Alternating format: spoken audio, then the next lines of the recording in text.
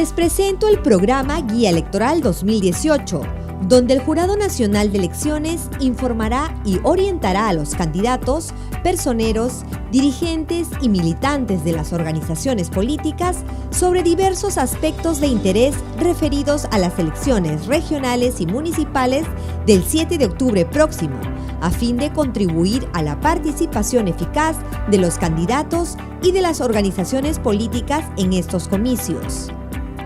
Adelante, Jorge.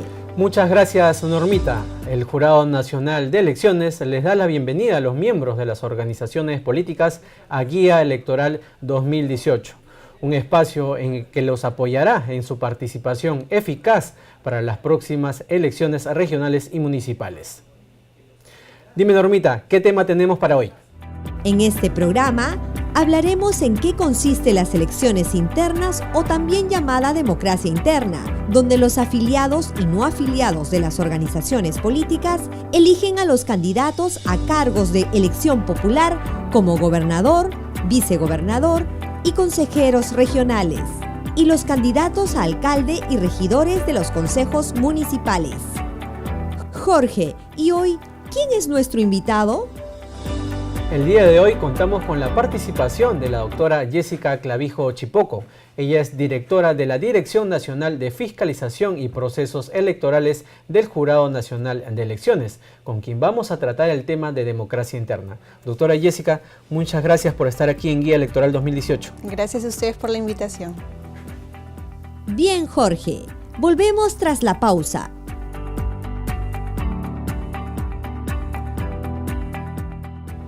Y tras esta breve pausa continuamos con Guía Electoral.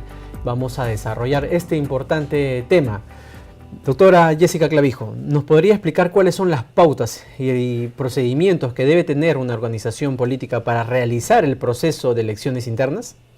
Muchas gracias por invitarme a este programa de Guía Electoral. Efectivamente, la democracia interna es una fase fundamental en el marco de la inscripción de candidatos, ya que debemos recordar la observancia a la normativa y en ese sentido tengamos claro quizás 4 reglas de oro para poder llevar adelante la democracia interna.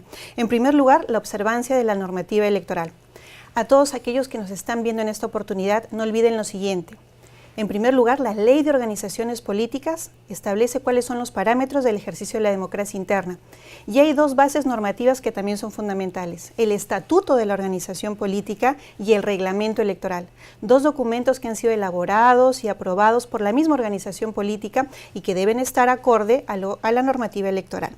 Por otro lado, los cargos que deben ser sometidos a elección. No olvidemos que en una elección, por ejemplo, general, se someterán a elección de democracia interna el cargo de presidente, de vicepresidente, de congresistas, de representantes peruanos al Parlamento andino.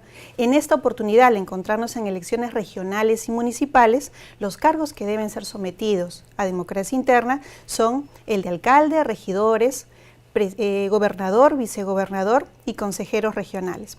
En tercer lugar, la modalidad de elección. La norma establece 3 modalidades de elección que pueden ser determinadas en el marco de la democracia interna. En primer lugar, a través del voto universal, libre, directo, secreto de los afiliados.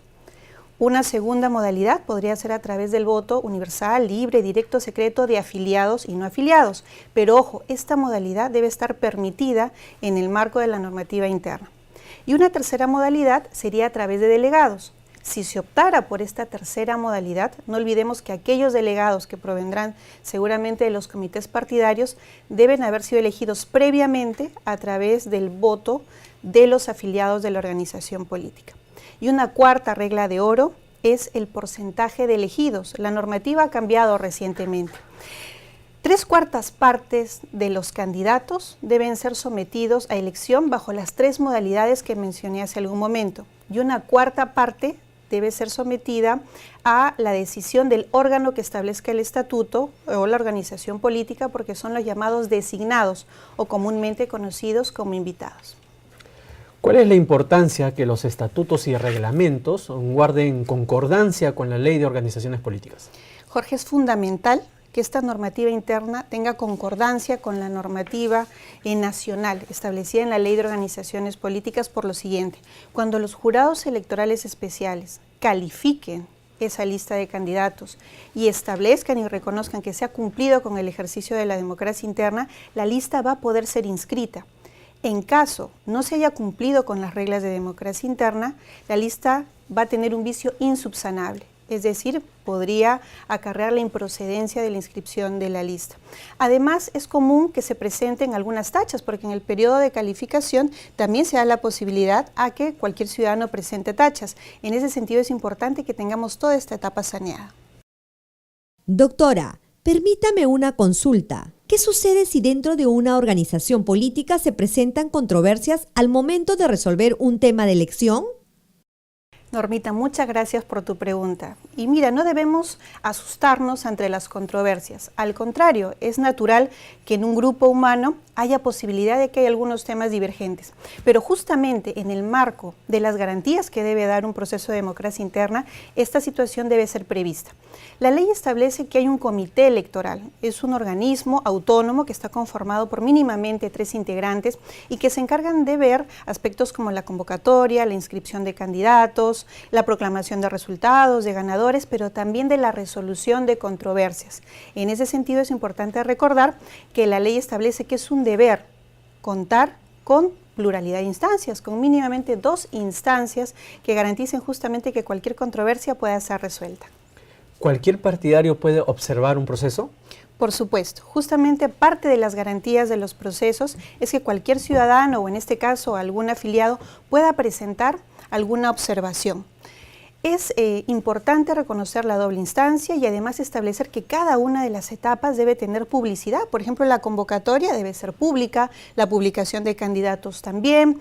En el marco de una elección interna debemos conocer a los candidatos, es por eso que también hay una exigencia relativa a la publicidad de las declaraciones juradas de vida de los candidatos en el marco de un proceso de democracia interna. Y un hecho importante, ¿todas las organizaciones políticas están obligadas a desarrollar el proceso de democracia interna? Gracias por tu pregunta, porque esa es una consulta frecuente. La Ley de Organizaciones Políticas prevé este supuesto para los partidos políticos, para los movimientos regionales, para las alianzas. Hay recientes modificaciones a la Ley de Organizaciones Políticas que establecen que justamente las alianzas electorales, al momento de presentar su acuerdo de unión en el marco de un proceso electoral, deben establecer claramente cuáles serán las reglas de democracia interna. Las organizaciones políticas que no están sujetas a esta obligación son las organizaciones políticas locales, provinciales o distritales. ¿Pueden llevar a cabo democracia interna? Por supuesto que sí, pero la exigencia en el marco de la normativa recae en los partidos políticos, movimientos regionales y en las alianzas electorales. Tenemos una consulta más de Normita. Jorge, antes de continuar, es importante mencionar la participación del Jurado Nacional de Elecciones en un proceso de elecciones internas. La participación del Jurado Nacional de Elecciones en los procesos de democracia interna es facultativa.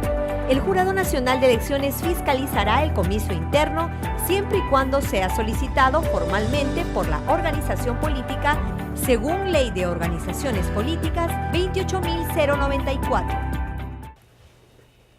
Así es, el Jurado Nacional de Elecciones podría participar en el marco de una elección interna. Pero te quisiera comentar algo adicional, Normita. Por mucho tiempo, el Jurado Nacional de Elecciones, OMPE y RENIEC, propuso el poder participar directamente y de manera obligatoria en los procesos de democracia interna.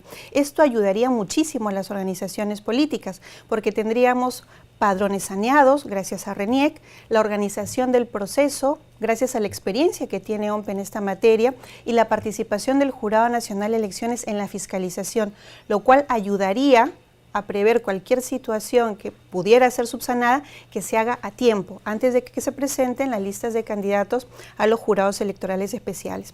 Actualmente, nuestra participación no es obligatoria. En el caso de OMPE, pueden solicitar de manera facultativa la asistencia técnica, y en el caso del Jurado Nacional de Elecciones, la presencia de fiscalizadores el día de la jornada electoral. Una consulta muy importante. ¿Quién solicita la participación de los organismos del sistema electoral en los procesos de democracia interna de las organizaciones políticas? Es necesario que lo soliciten aquellas autoridades legitimadas para ello.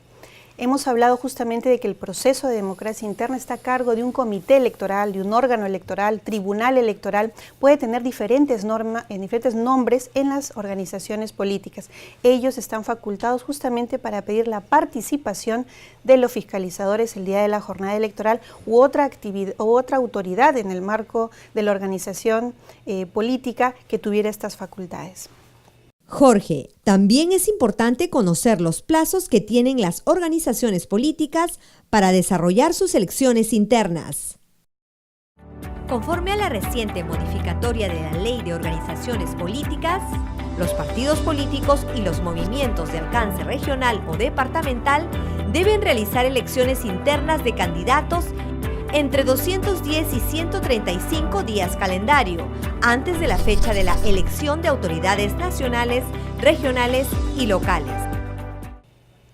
Efectivamente, Normita, han habido cambios en el cronograma electoral. Las recientes modificaciones a la ley electoral establecen que ahora tengamos un periodo más largo justamente para desarrollar todas las actividades en el marco de un proceso. Así, por ejemplo, la convocatoria ahora se da 270 días antes de la elección. De esta manera, muchos de los plazos se han adelantado. Entre enero y marzo tuvimos la inscripción de alianzas electorales. Y entre marzo y mayo, y este próximo 25 de mayo, vence el periodo de democracia interna, como tú bien has mencionado. Se han adelantado muchas de las actividades y es por eso importante que las organizaciones políticas estén atentas a eso, porque además la inscripción de candidatos también se ha adelantado. Anteriormente era 90 días antes del proceso electoral, ahora es 110 días antes. Entonces debemos estar prevenidos justamente para culminar a tiempo el ejercicio de la democracia interna, porque hay que acotar algo, este plazo no puede ser prorrogable, indefectiblemente vence el día 25 de mayo. Doctora Jessica Clavijo, la Ley de Organizaciones Políticas hace referencia a la hoja de vida en los procesos de democracia interna. Cuéntenos sobre ello. Así es, la declaración jurada de vida es un formato que se ha aprobado recientemente y un nuevo formato aprobado por el Jurado Nacional de Elecciones, pero ya es un documento de larga data. Hace varios años los candidatos justamente llenan este formato para poder hacer llegar al electorado información sobre su perfil, información sobre su formación académica, su experiencia laboral, la experiencia que hubieran tenido en otros rubros, así como también se debe mencionar información sobre bienes y rentas y algo muy importante, antecedentes penales, esos antecedentes que implicarán sentencias por delito doloso y también aquellos referidos a materia alimentaria, contractual. Toda esta información es importante que sea fidedigna porque es materia de fiscalización posteriormente. Asimismo, no olvidemos de que es el candidato el que llena esta información, la hace llegar a la organización política y es el personero quien ingresa estos datos en el sistema de Clara del Jurado Nacional de Elecciones, pero la responsabilidad es del candidato.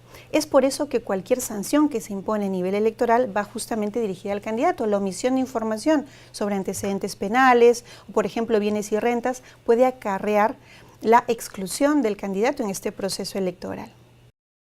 Doctora, ¿el responsable del llenado de esta información es el propio candidato?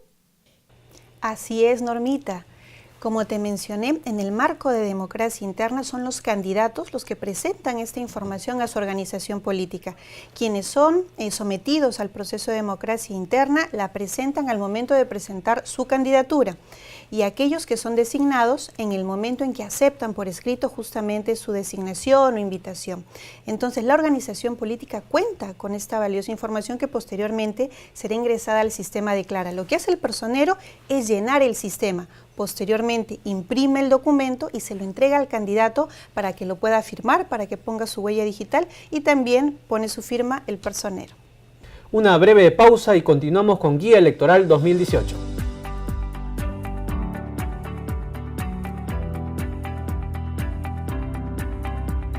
Es importante destacar que para estas elecciones regionales y municipales 2018, el Jurado Nacional de Elecciones ha puesto a disposición de las organizaciones políticas la ventanilla única de antecedentes para uso electoral, una herramienta que les servirá para seleccionar candidatos idóneos para este proceso. Jorge, permíteme una breve explicación. El Sistema Informático de Ventanilla Única de Antecedentes para Uso Electoral es una herramienta para las organizaciones políticas, cuyo fin es poner a disposición información judicial y policial, posibles órdenes de captura, datos de morosidad con la SUNAT, así como deudas municipales y de pensión de alimentos. El Jurado Nacional de Elecciones considera que con esta información, las agrupaciones políticas podrán realizar una selección informada de sus posibles candidatos. Efectivamente, la ventanilla única de antecedentes para uso electoral es una herramienta que el Jurado Nacional de Elecciones ha puesto a disposición de todas las organizaciones políticas. Es un procedimiento muy sencillo, solamente con un usuario y una clave de acceso podemos tener información en tiempo real en relación a antecedentes penales, órdenes de captura no solo nacional, sino también internacional, información sobre bienes registrados ante la SUNARP y otra información que está contenida en la ventanilla única que puede ser de mucha importancia para las organizaciones políticas, ya que no debemos olvidar que las organizaciones políticas son el primer filtro para tener candidatos idóneos, para tener una oferta electoral adecuada justamente para la ciudadanía. Además, es importante recordar que este es un procedimiento fácil, sencillo y además gratuito, porque el Jurado Nacional de Elecciones brinda los usuarios y las claves de acceso a los personeros de manera gratuita. ¿Qué sucede si un proceso de elecciones internas cuenta con observaciones? ¿Y qué es lo que hay que desarrollar para subsanarlas? Es posible que en el proceso de democracia interna hayan algunas situaciones que deban ser subsanadas, pero es importante recordar que cualquier falencia en el proceso de democracia interna debe ser subsanada, pero dentro del periodo, dentro del plazo establecido para esta actividad, máximo hasta el 25 de mayo. Por eso es importante recordar que no debemos esperar hasta el último momento para llevar adelante nuestra democracia interna, ya que es posible que después de la elección se puedan presentar algunos cuestionamientos dentro del marco de las garantías que da esta etapa.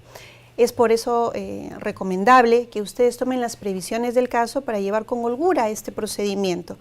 Tengan una fecha de elección que no esté muy cercana a la fecha límite para que en caso haya alguna situación que subsanar, lo hagan dentro del plazo. Jorge, creo que en este momento es importante hablar de las cuotas electorales. Así es, Normita, es fundamental tener presente lo relativo a las cuotas electorales. No olvidemos que hay una exigencia del 30% de cuota de género en la lista de candidatos, 20% de cuota de jóvenes y un 15% de representantes de comunidades indígenas y nativas, dependiendo de la circunscripción, ya que el Jurado Nacional de Elecciones ha emitido resoluciones sobre el particular. Así como debemos tener presente la Ley de Organizaciones Políticas, el Estatuto y el Reglamento, no olvidemos visitar el portal del Jurado Nacional de Elecciones, que en el link de elecciones regionales y municipales también ha puesto a disposición los diferentes acuerdos y reglamentos que tienen precisiones sobre el cumplimiento de los requisitos para la inscripción de candidatos y también, de manera fundamental, para el estricto cumplimiento de las cuotas electorales. No debemos olvidar que el no cumplir con las cuotas electorales podría acarrear además que no se puede inscribir la lista de candidatos. Entonces es importante destacar el cumplimiento de la normativa electoral con respecto a las cuotas electorales que se desarrollan dentro de los procesos de democracia interna. Así es, Jorge, es por eso de que debemos establecer cuáles son los lineamientos para la conformación de las listas al interior del ejercicio de la democracia interna. Debemos cumplir con los plazos, debemos cumplir con lo que establece la normativa, debemos cumplir justamente con los porcentajes de elegidos y también de designados, y el tema de las cuotas electorales es fundamental. Un hecho muy importante es saber cuáles son los impedimentos que pueden afectar a una organización política para poder inscribir su lista. Debemos tener en cuenta que la misma normativa establece requisitos para ser candidato, así como también establece algunos impedimentos para ser candidato. Por ejemplo, no puedo presentar una lista incompleta.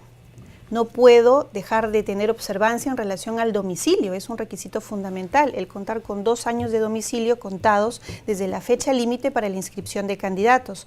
O no puedo dejar de observar, por ejemplo, aspectos sobre la edad, el requisito de tener la mayoría de edad o contar con más de 25 años para postular a gobernador o vicegobernador regional.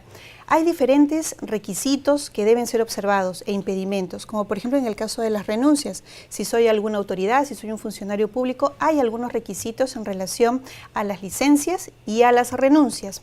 Por eso, el aspecto referido a democracia interna, además de ser una buena práctica al interior de la organización política, implica que justamente los personeros, el comité electoral y todas las autoridades de la organización política sean conocedores y estén atentos de cuáles son las reglas. Toda la información está en el portal del Jurado Nacional de Elecciones, www.jne.gov.p, en el link de elecciones regionales y municipales, en el que se establece, además del cronograma electoral, diferentes pautas. Asimismo, contamos actualmente con oficinas desconcentradas a nivel nacional y ya con 93 jurados electorales especiales y con un sistema de atención de consultas en la sede central del Jurado Nacional de Elecciones. Doctora Jessica Clavijo, queremos agradecer enormemente su participación didáctica aquí en Guía Electoral. Gracias por su invitación y espero poder acompañarlos en Guía Electoral en una próxima oportunidad. Y así hemos llegado a la parte final de Guía Electoral 2018. Agradecemos enormemente su participación en este esfuerzo del Jurado Nacional de Elecciones por brindar a las organizaciones políticas el apoyo para el uso correcto de la normativa electoral. También queremos agradecer a Normita. Gracias por participar con nosotros y sintonizarnos en JNTV. Hasta el próximo programa.